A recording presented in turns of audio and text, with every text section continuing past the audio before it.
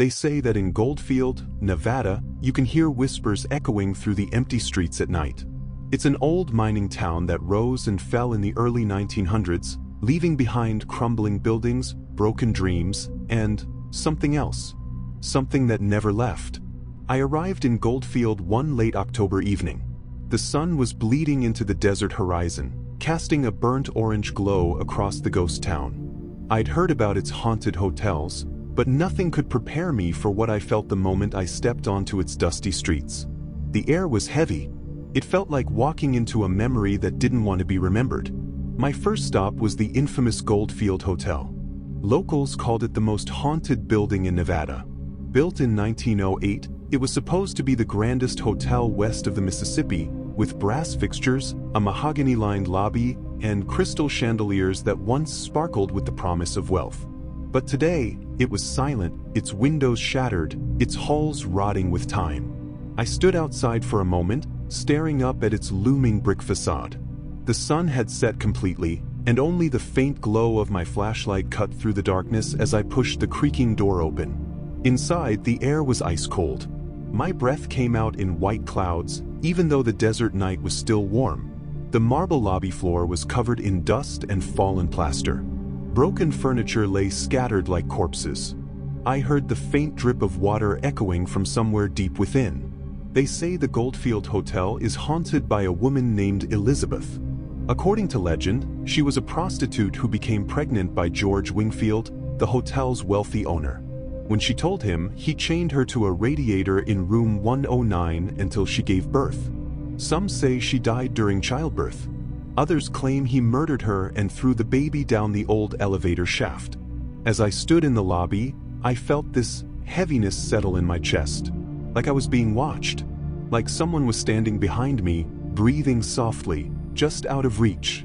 I turned quickly, my flashlight beam cutting through the shadows, but there was nothing there. Just broken chairs and torn curtains swaying in the breeze. I made my way up the grand staircase, the wooden steps groaning under my weight. Each step echoed through the empty halls. On the second floor, the temperature dropped even lower. My fingers were numb around the flashlight.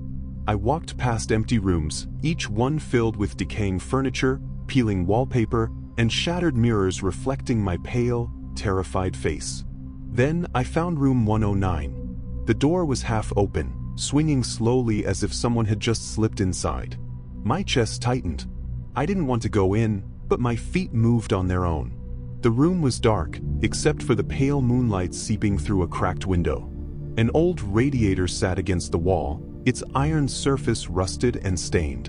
I imagined Elizabeth chained there, cold and terrified, listening to the sounds of life continuing in the hotel while she waited to die. Suddenly, I heard it, a soft cry, like a woman sobbing from somewhere deep within the room. I froze. My mouth went dry. The crying grew louder, mixed with what sounded like the faint wailing of a newborn. I shone my flashlight around frantically, but there was no one there. Just the broken bed frame, the radiator, and the cracked plaster walls.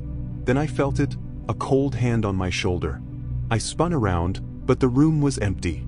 Completely, utterly empty. I backed out of room 109 and ran down the hall, my footsteps echoing through the darkness. As I reached the staircase, I saw a shadow move across the lobby below. It wasn't my shadow. It moved slowly, gliding across the marble floor, vanishing into the blackness beyond. I wanted to leave. Every cell in my body screamed to get out, but part of me needed to know what else haunted this hotel. On the third floor, I found the ballroom. Its ceiling had caved in, letting the moonlight flood the vast room in silvery beams. The floor was littered with debris and shards of glass. I heard music. Soft, tinny jazz music coming from somewhere deep within the ballroom. A piano playing. I felt dizzy as I walked toward the sound. There, in the moonlit gloom, stood an old upright piano. Its keys were yellowed with age, and in front of it sat a figure. A man in a dark suit with slicked back hair, playing a melody that drifted through the ruined ballroom like a memory refusing to die. I watched, frozen in terror. His head turned slowly, and though his face was pale and blurred by shadow, I could see his eyes were completely black. Hollow. Empty. The music stopped. The room fell silent. He vanished. The piano remained silent and broken. I ran.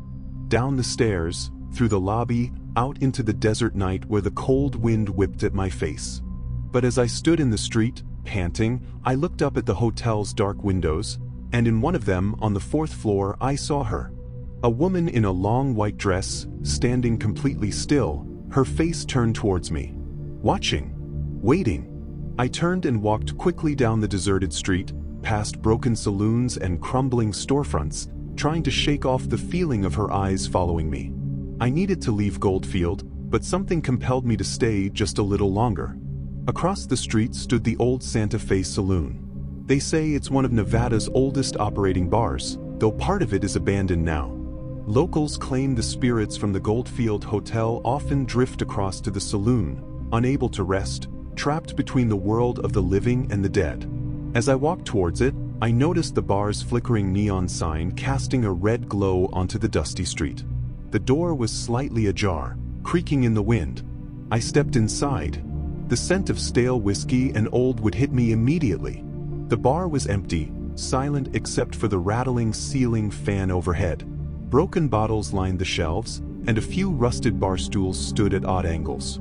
I heard laughter then, low, drunken laughter coming from the back room. I moved towards it, my flashlight beam shaking in my trembling hand. The laughter grew louder, mingled with muffled conversation and the faint clinking of glasses. I pushed open the back room door, expecting to see squatters or fellow explorers. But the room was empty. Completely empty. The laughter stopped instantly. In the far corner, a shadow shifted. It was darker than the darkness around it, almost absorbing the light from my torch. I couldn't breathe. The shadow moved slowly towards me, and as it did, the air turned bitterly cold. I turned to run, but something whispered in my ear. I couldn't make out the words, but it sounded like, "Stay." I bolted out of the saloon and into the street, my heart pounding so loud it drowned out the desert wind. I ran past the hotel, past the empty storefronts, not daring to look back. Finally, I reached my car parked at the edge of town. As I fumbled with my keys, I glanced back one last time at Goldfield. In the top window of the hotel, I saw Elizabeth standing there, her white dress glowing in the moonlight. But she wasn't alone. Behind her stood the shadow man, his hollow eyes locked onto mine. They were both staring at me, as if waiting for me to return. As I drove away from Goldfield, the desert swallowed the town in darkness behind me.